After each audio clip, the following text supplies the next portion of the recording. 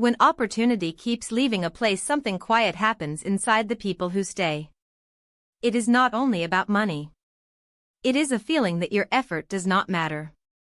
That no matter how hard you work, the results flow somewhere else. You wake up each day knowing the economy is happening around you but not for you. And after a while, even imagining change feels exhausting. This is where the story really begins. Not with factories or jobs or policy, but with imagination. When people feel powerless, they stop asking big questions. They focus on survival. They conserve energy. They stop believing they can shape something as large as an economy. In many rural communities, this feeling has been built slowly over generations. Work once existed close to home. Skills were passed down. Making things was normal. Then slowly that work left. Plants closed. Trucks carried machines away. And what remained was skill without structure. Knowledge without ownership. Context matters because this did not happen by accident. Many regions were built around extraction. Resources went out. Profits went out. Decisions were made far away. When that model breaks, it leaves behind gaps not only in income but in confidence. People are told to leave to succeed. Staying feels like failure. But the surface insight is surprising. The solution does not start with attracting something new. It starts with seeing what is already there differently. Communities like this are full of makers. People who know materials, machines, processes. People who understand how things are made because they have lived it. When we ignore that knowledge, we waste it. When we build on it, we unlock something powerful. The first shift is identity. Not seeing a place as left behind but as skilled. Not seeing workers as replaceable but as owners in waiting. When people begin to own part of what they build, their relationship to work changes. They care differently. They plan differently.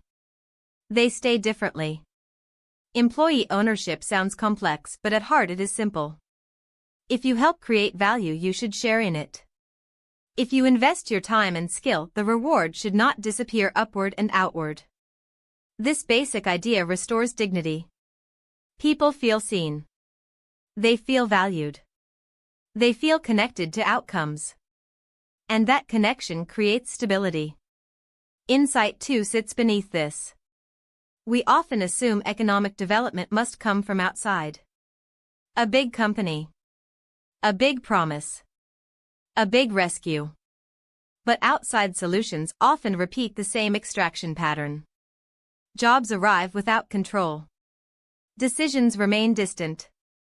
When conditions change, work leaves again. A different assumption leads to a different structure.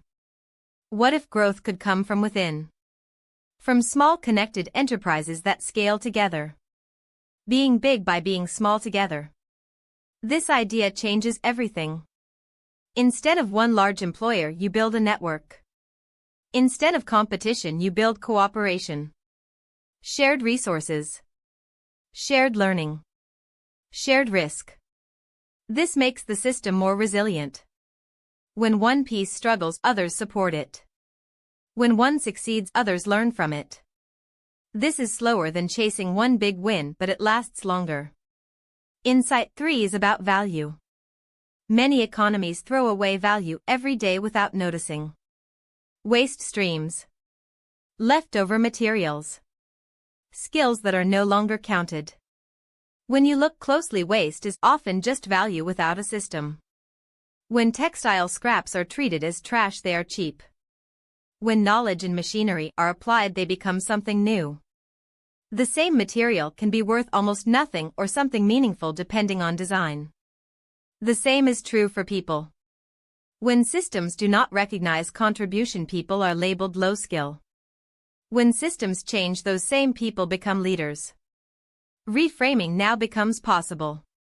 The economy is not something separate from us. It is not a machine run by distant experts only.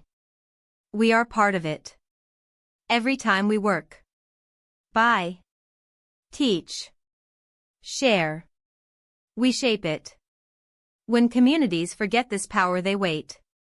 When they remember it, they begin. You do not need to be an economist to build economic opportunity.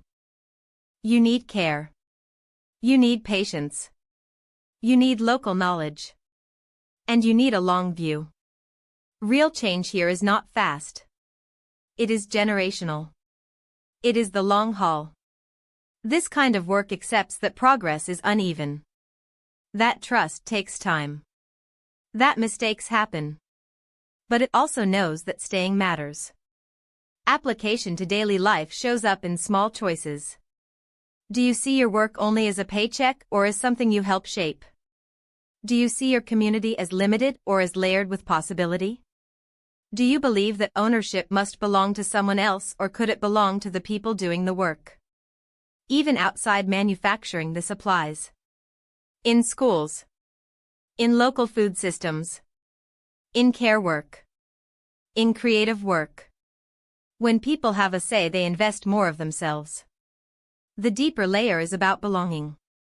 Many people stay in places not because they have no choice but because they love them. They love the land. The seasons. The people. They want a future where staying is not an act of sacrifice but of choice. Where working hard does not mean competing against your neighbor but rising with them. Where children can imagine a life close to home. This is not nostalgia. It is design. Designing systems where wealth roots instead of flows away. Where work heals instead of extracts. Where joy returns to daily effort. We often forget that it only takes a few people to start. People who care deeply. Who know the place. Who are willing to build slowly. They do not wait for permission. They begin with what they have. Over time, systems form. Networks grow. Confidence returns. The economy shifts not because it was fixed from above but because it was rebuilt from within. So the quiet question that remains is, if you truly believe that your community already holds the skills, the value, and the power to shape its own future, what would you start building right where you are planted?